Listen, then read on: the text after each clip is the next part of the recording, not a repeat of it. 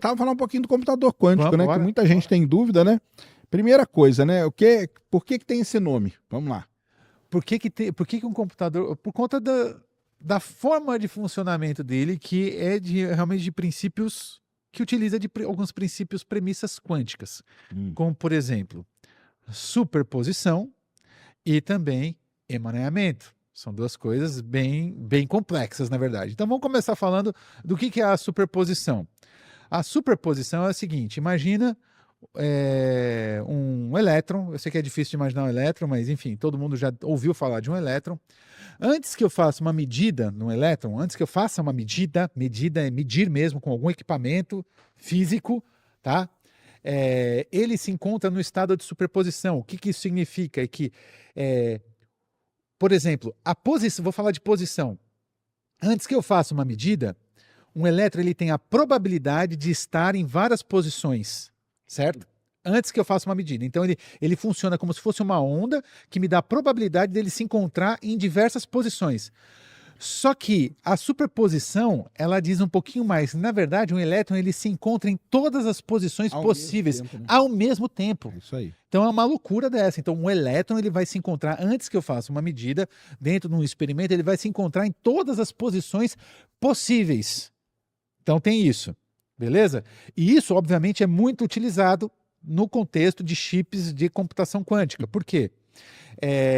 Imagina o seguinte: eu tenho um computador clássico que todo o processamento dele se baseia naquela lógica binária 0 e 1, 0 e 1, e tudo que acontece dentro do computador clássico, toda a imagem é baseado nesse tipo de informação Nos que bits, né? é binária. Então é sempre 0 e 1, 0 e 1. Isso. Agora nós temos, por outro lado, no computador quântico, os qubits, que, para além deles trabalharem nessa lógica de 0 e 1, 0 e 1, ele também trabalha em combinações lineares deste 0 e 1, ou seja, você tem mais capacidade de informação a ser processada, e além disso, um qubit, ele pode se encontrar, vamos dizer assim, nesses vários estados, ou seja, ele pode estar tanto no 0 quanto 1, ele coexiste em 0 e 1, nesses estados 0 e 1, ao mesmo tempo, o que abre uma possibilidade gigante, na verdade, aumenta de forma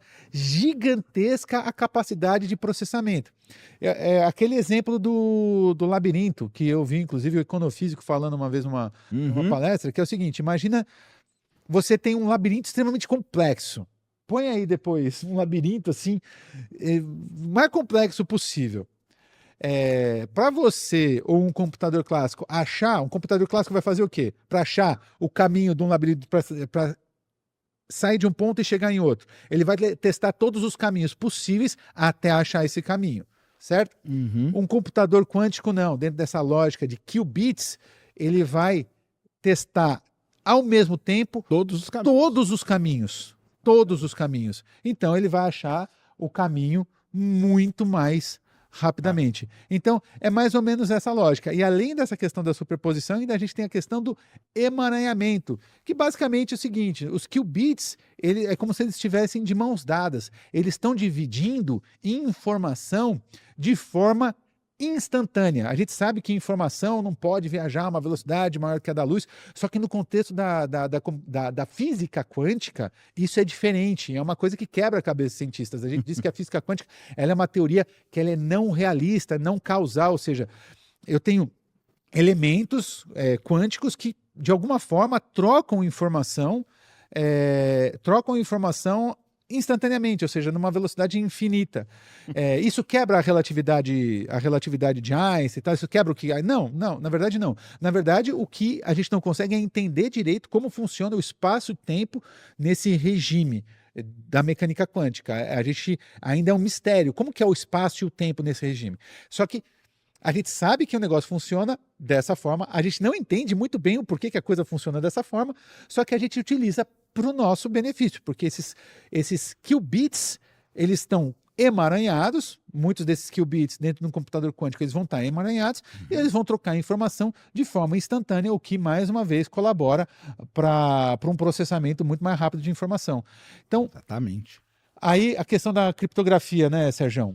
Mas só voltando aqui, Tá. né, o emaranhamento quântico, porque é o negócio seguinte, né? Por que tem esse nome computador quântico? Porque ele usa, então, propriedades derivadas Perfeito. da física quântica, Exato. que é a superposição, que é o lance ali que você está coexistindo em todas as, né, em todos os ali entre 0 e 1, né? Sim. O lance é o seguinte, né? A gente tem 0 e 1. Agora a gente tem 0, um monte de coisa e 1. Entendeu? Exato. Então você não tem só 0 e 1, não é só binário. E tudo agora. podendo acontecer ao mesmo tempo.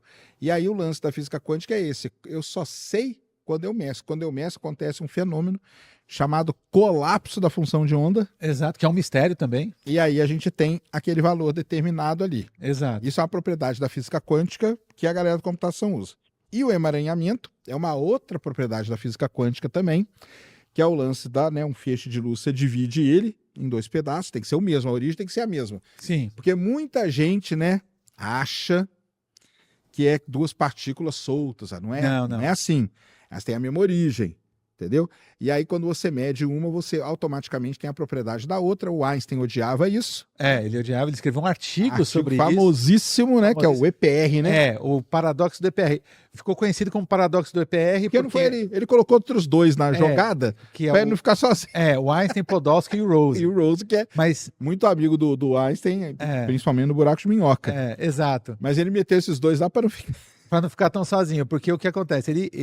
Na verdade, ele propõe. Isso é uma coisa muito engraçada, porque ele propõe essa ideia de emaranhamento quântico nesse artigo, no sentido de bater na mecânica quântica, porque a ideia era o seguinte: ele estava dizendo o seguinte, olha, se esse negócio de superposição aí que vocês estão falando dentro da interpretação de Copenhague tiver certo, pode acontecer exatamente o que o Sérgio falou. Eu tenho, por exemplo, 2 partículas que têm uma mesma origem, certo? Ou seja, elas têm as suas propriedades conectadas, aí eu coloco essas 2 partículas a uma distância absurda, e quando eu meço a propriedade física de uma, e então confiro uma realidade, a propriedade física de uma, automaticamente eu sei a da outra, ou seja, é como se essas partículas vão estar trocando informação com uma velocidade infinita. Emaranhadas, daí que E aí ele chamou isso de... Eu não lembro se no artigo ele já usou o termo emaranhamento, só que é uma coisa que incomodou muito ele, porque isso quebra um princípio básico da relatividade restrita, que informação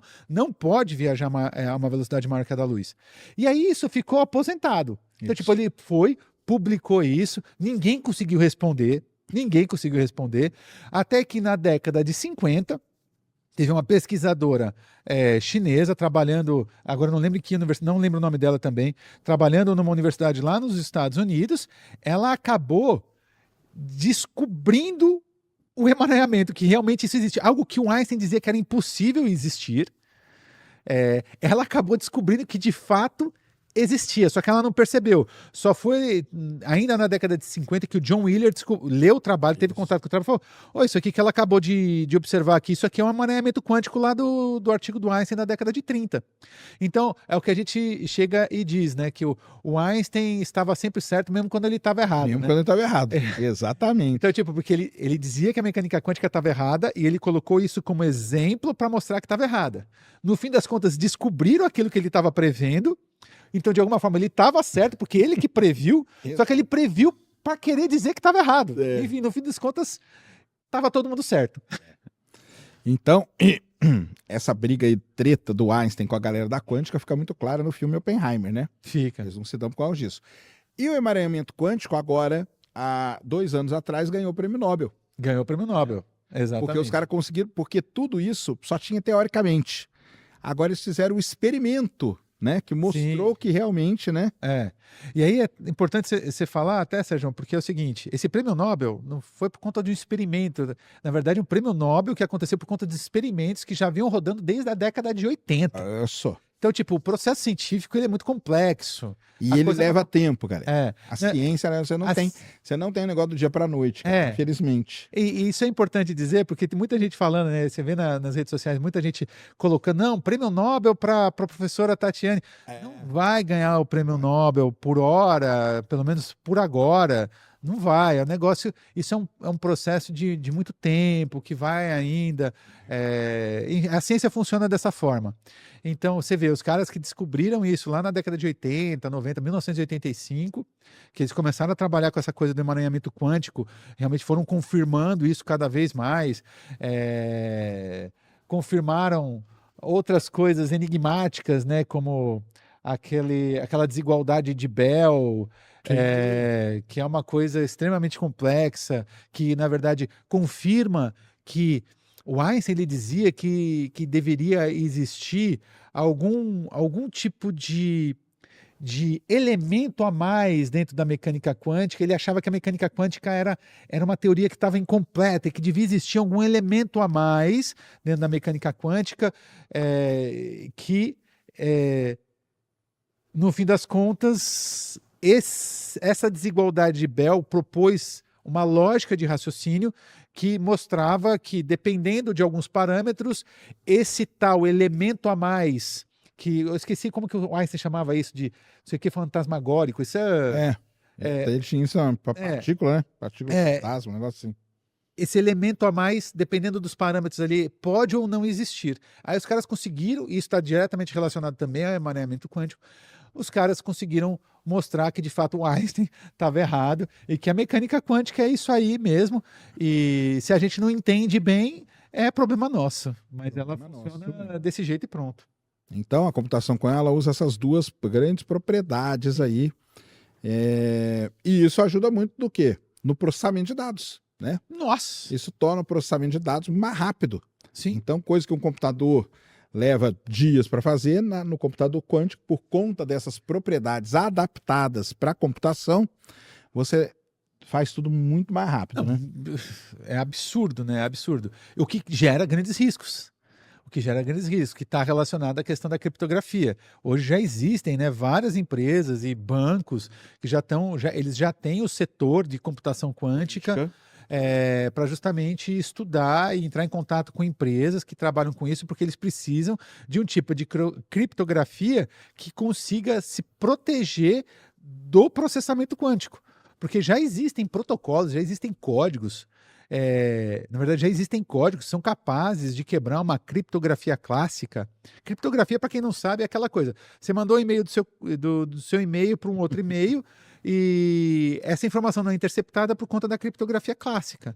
Só que hoje um computador quântico, dependendo da quantidade de qubits que ele tenha, que ainda tá baixo ainda, ele consegue pegar essa informação e quebrar essa informação e pronto, põe todo mundo em estado de segurança. Então sua senha de banco, não interessa mais. Tá na internet e os caras pegam e vão abrir tudo, enfim, esquece. Então tem muita gente trabalhando agora com a área de criptografia pós-quântica e criptografia quântica para conseguir se defender dos próprios computadores quânticos. Né? Mas acaba que fica legal, porque fica, sabe, um lado fazendo, o outro lado tentando quebrar, né? Exato, para desenvolver, né? Para desenvolver. Daí, uma maravilha a computação quântica, porém tem problemas. Que talvez o principal problema dele é o chip para funcionar. Sim. Tem que estar em temperaturas criogênicas, que a gente chama, né? Exatamente. Que é o famoso problema da escalabilidade. Quando que você vai ter um computador quântico na tua casa? Aguarde, vai demorar ainda. E ainda há dúvida se é viável que haja, porque hoje, um chip quântico para ele funcionar, vocês já devem ter visto. Vamos colocar a imagem de um computador quântico aí. Na verdade, o computador quântico em si você vai ver, uma coisa grandona, só que cheio de coisa. Mas, na verdade, só o que presta só está ali no meio. Só está o resto sistema de isolamento mecânico, sistema de isolamento, ele fica dentro de uma... Porque é uma coisa que a gente não falou, né? Como ele usa as propriedades quânticas aí, pessoal, ele está muito susceptível a ruídos. Sim, perfeito. Então tem todo tipo de ruído, pode atrapalhar. Por que pode atrapalhar o processamento? Porque se está usando a superposição, né? Qualquer ruidinho ali faz o negócio ir para um lado e um para o outro. Então, por exemplo, tem ruídos magnéticos, né? Então você tem que ter um isolamento. Tem que ter um isolamento magnético para não ter esse ruído. Tem ruído mecânico, tem que ter um isolamento, ruído não sei o quê. Qualquer tipo de ruído na computação quântica pode estragar tudo. Estraga, te dá. E isso é um grande problema hoje ainda da computação quântica. Você tem ainda resultados que não são bons, que você vai conseguir obter melhor no computador clássico justamente por isso. Exatamente. E é por isso que ele tem que ser resfriado, porque você está num ambiente, numa temperatura como essa aqui, agradável, tá com uns 25 graus, 23 graus aqui, já não serve para um computador quântico. Por quê? Porque você vai interferir em tudo ali. Você ruído térmico, né? Hã? Térmico, magnético, térmico, mecânico. Exatamente. Você tem um ruído térmico ali que atrapalha tudo. Então, você também ele tem que estar colocado numa câmara de vácuo também. Então, por isso, tudo isso vai ser absolutamente impossível hoje você ter um computador quântico em casa. E, de fato, eu acredito muito que a gente em breve vai, na verdade, a gente já tem acesso a computadores quânticos, tá? Tem aí algumas empresas que já, acho que a IBM, ela libera acesso ao computador quântico dela, que se eu não me engano tem lá uns 100 qubits, e eu acho que esse ainda é o futuro, tipo, você ter acesso a computadores quânticos em nuvem, e a coisa vai se desenvolvendo e vai melhorando. Faz o processamento quântico, né? Você mesmo não acessa o computador, né? Você mesmo não acessa. Você manda as coisas. É mais ou menos que a gente mexe com IA hoje, né? Porque você, na verdade, não roda nada do seu negócio. Não tem Quem roda são os data centers gigantes aí das empresas. Então, a computação quântica vai caminhar por esse, pelo menos por enquanto, né? Por uns bons anos, né? Por uns bons anos, tipo, eu não vejo que a computação clássica está em risco, porque eu acho que a gente vai ter. Eu acho que o futuro mais próximo é isso. É nós com um computador normal em casa, com o nosso notebook, acessando um computador quântico para rodar aquilo que a gente precisa rodar. A gente vai, exatamente, vai rodar remotamente tudo isso, porque primeiro vai ser muito caro. Para a galera entender, né, o que é temperatura criogênica, é perto do zero absoluto. Então você tem que resfriar demais aquilo ali. E aí vem as grandes críticas, para resfriar gasta-se muita energia para isso e tal. Será que no final das contas, né, vai compensar tudo isso, né, do ponto de vista principalmente energético, né, que a galera fala, mas os ganhos são gigantescos, né? Gigante. Principalmente na área de astronomia. As áreas, para mim, que mais vão ter benefício com isso é a área da astronomia. Farmacêutica, cara. Farmacêutica, com certeza. Com certeza. A área de astronomia, por quê? Por exemplo, para a gente entender o funcionamento do universo, a gente faz simulação. Só que hoje os computadores, eles não aguentam tanto parâmetro. Sim. Né? Então, aqueles modelos como que o pessoal fala? Termonucleares. Dinâmicos também, né? São variáveis dinâmicas. Sim. São muitas variáveis. Sistemas não lineares, sistemas dinâmicos não lineares. O que a gente tem que fazer? A gente tem que simplificar. E aí simplifica, obviamente que o resultado vai ser mais simplificado. Sim. Então, na computação quântica, você vai poder rodar todas as variáveis que você quer, do jeito que você quer e tudo mais. Então, isso vai... Cara, isso vai, assim, a parte... Assim, eu acho que vai trazer descobertas. A gente vai por meio da computação quântica que a gente vai descobrir dos grandes mistérios aí do universo, a própria, de repente, energia escura, matéria escura. Pode surgir daí essas ondas gravitacionais, etc. Fazendo esse tipo de processamento é que a gente vai conseguir realmente descobrir coisas. A própria quantização, sabe aquela coisa de teoria de tudo, né? Aquele filme do Hawking, teoria de tudo e tudo mais. Eu acho que vai ser por vias da computação quântica e outras áreas, tipo meteorologia. Não, modelos climáticos, isso aí vai ser uma revolução. Porque a galera não entende o seguinte, né? Modelo clima é um dos sistemas mais complexos de se modelar, é o clima.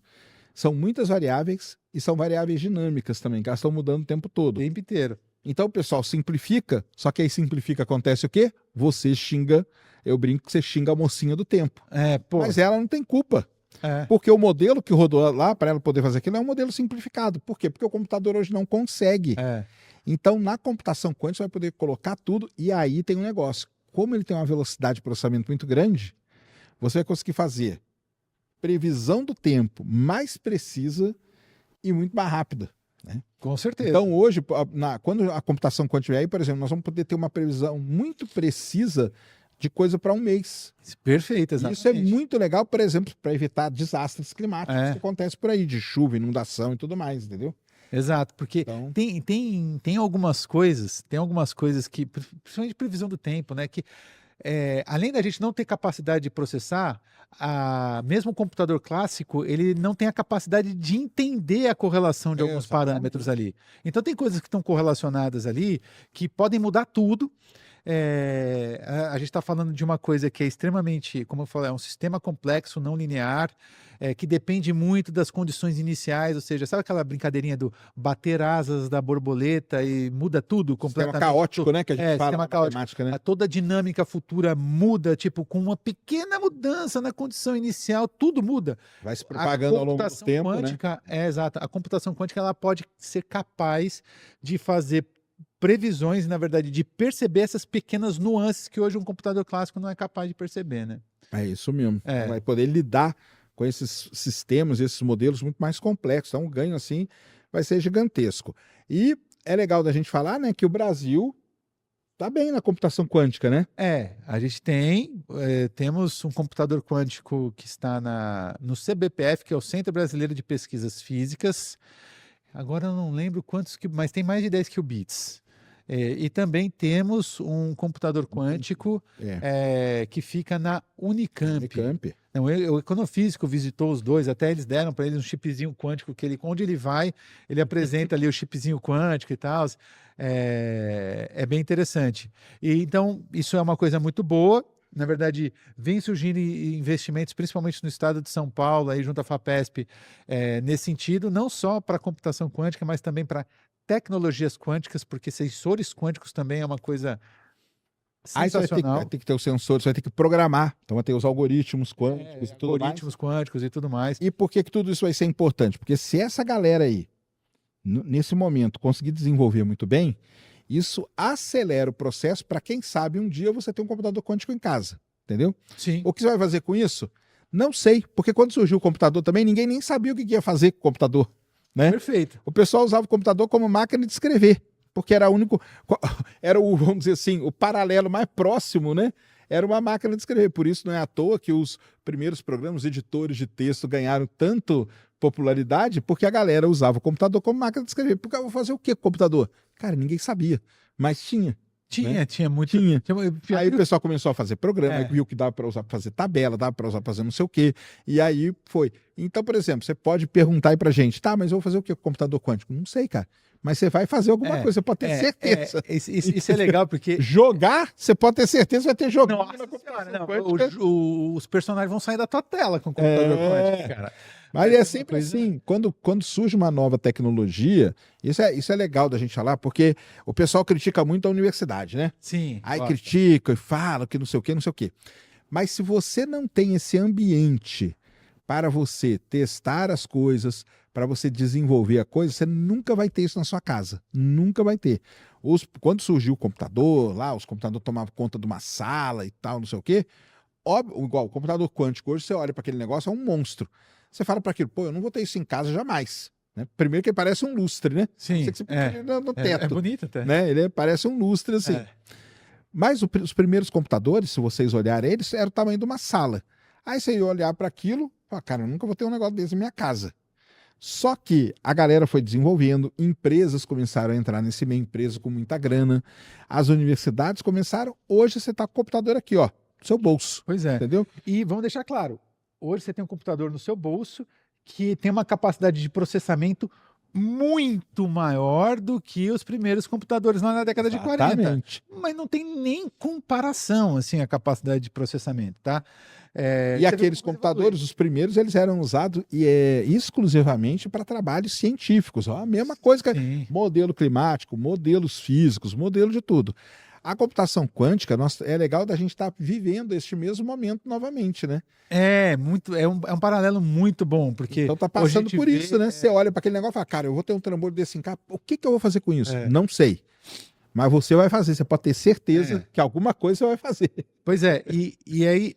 Você vê, né? O negócio se iniciou ali na década de 40, com a Segunda Guerra Mundial, e hoje a gente tem isso que a gente tem. Só que a gente tem que lembrar o seguinte, a produção de conhecimento no mundo, ela tem uma taxa de crescimento exponencial.